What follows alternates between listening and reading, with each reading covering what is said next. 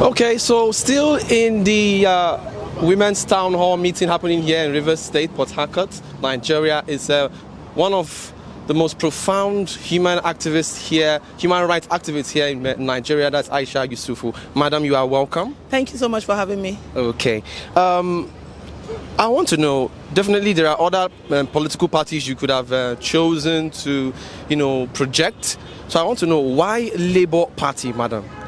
The reason is simple, is because Mr. Peter is running under Labour Party. Okay. If he was running under another party, then it would be another party. As we have it in Nigeria, we don't have independent candidacy, and so everyone has to run through a party. So that's the reason for me, Labour Party. So I'm more for the candidate who has competence, character, capacity, and who has what it takes to take Nigeria to the place it's supposed to be at. Okay. So after you gave your speech in the town hall meeting, the women seem to be gingered up or geared up for the elections. I want to know, how prepared do you think the women are for these elections? How prepared do you see them effecting a change in this country come the elections of 25th? I think the women are as prepared as they can be, and they understand the reality on ground, and we understand that we're the ones who are losing the most when it comes to bad governance. And women, as enough is enough. We have the population.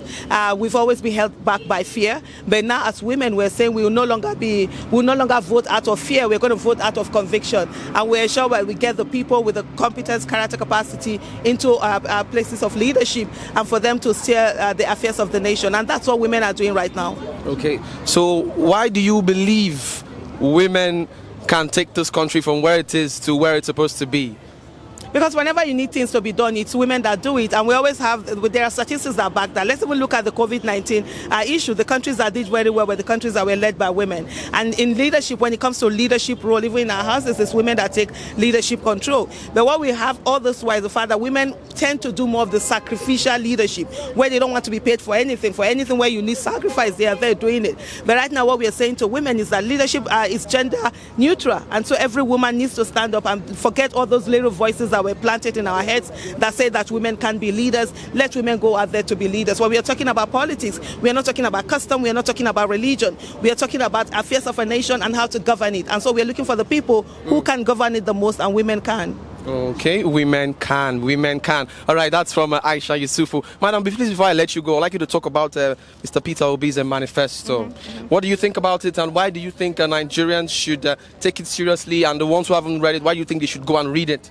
The thing is that the Peter Obis Manifesto is a pact between Nigerians and him, and he's coming out to tell us the things that he's going to do in a very succinct manner. It's telling us the fact that he's going to focus on restructuring the country, he's going to focus on insecurity, he's going to ensure that the economy is empowered. We have a lot of things that we need, and there's inclusivity on the manifesto. And so what we're saying to people is that read it, and because this is a social contract, we are going to hold Mr. Peter Obi accountable. When he becomes the president of the Federal Republic of Nigeria, he becomes our employee.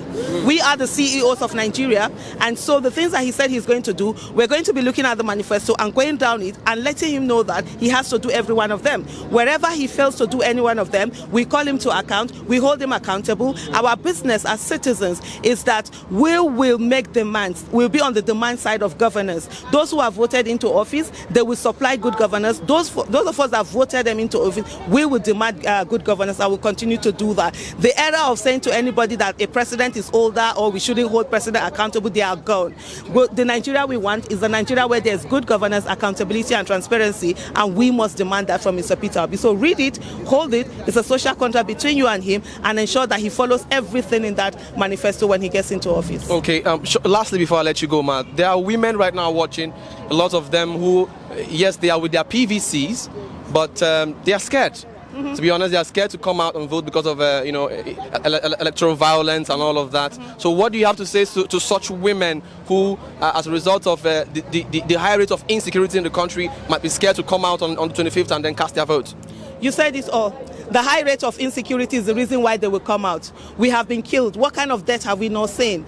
Killings are going on. And we must understand that in Nigeria, being a victim is no longer a matter of if, it's a matter of when.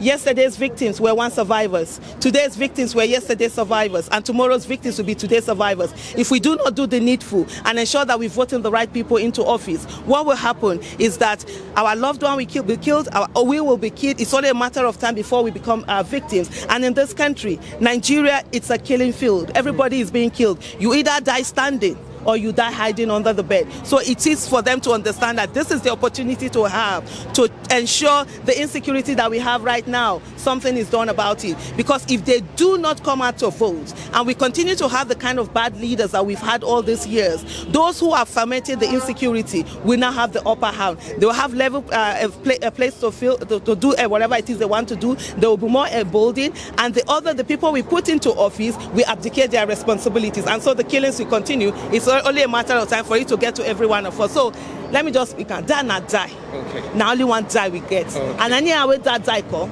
that's what that die go be. So let's come out and vote and know that we're doing something for ourselves at least. Okay, let's come out and vote. These are the words of Aisha Yesufu. Thank you so much, madam, for joining me. Thank you.